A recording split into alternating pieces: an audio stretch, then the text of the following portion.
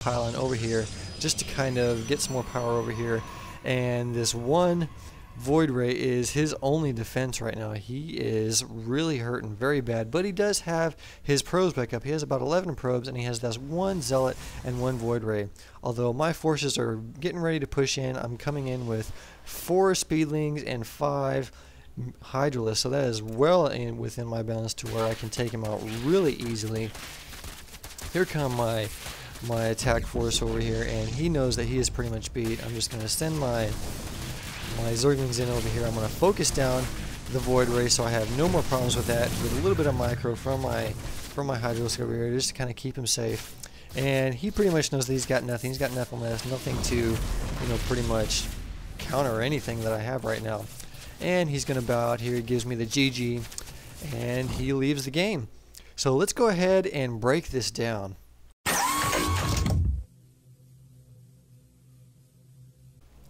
Alright, so let's break this down. First of all, Ghost did a really good job of scouting me out. He was in my base for quite some time and he saw exactly what I was doing, so he did a really good job there. And you can see his probe just coming in over here, getting all the information that it needs. And he can see my spawning pool, he can see that my extractor's going, and he even does another thing that he probably wasn't expecting. That's just make me paranoid as hell, because I thought that he was going to do some sort of proxy, and that made me pull one of my drones off the line. So that's a small victory in his favor, just if it's just ever so slight, because that was forced to pull that drone off the line and just cause that extra just paranoia. Where everything starts to fall apart for Ghost right here is his Sim City. Now I understand what he's trying to do, and he's trying to hide his tech. And honestly, what you need to do in order to hide your tech is just hide the Stargate, because most people know that Protoss is obviously going to get a gateway, which is right here, and going to get a cybernetics core. So you can pretty much get those out in the open.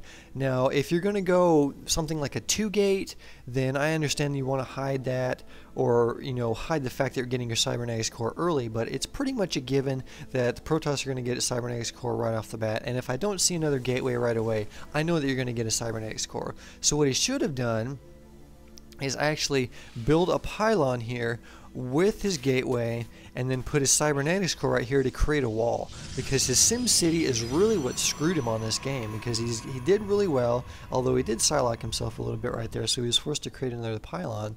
But he Psylocked himself, and he just didn't create that Sim City that he needs to fend off my Speedling attack. And the next thing that comes in is that he tries to compensate for that by putting his Zealots here, which is a good idea. But what he does is he makes a rookie mistake in that he takes his Zealots off the ramp, which opens the door for the rest of my Speedlings to just waltz right on in. If he were to keep his Zealots right in the choke on hold position with just a couple of Stalkers, then he would have been in great position, and I wouldn't have even known that this Void Ray is coming. So that's really where it starts to fall apart for him. And that's pretty much what cost him the game. Is just that his SimCity wasn't as good as it could have been, and that allowed my Speedlings to just come in here and just take out all of his probes and decimate his base and put him so far behind.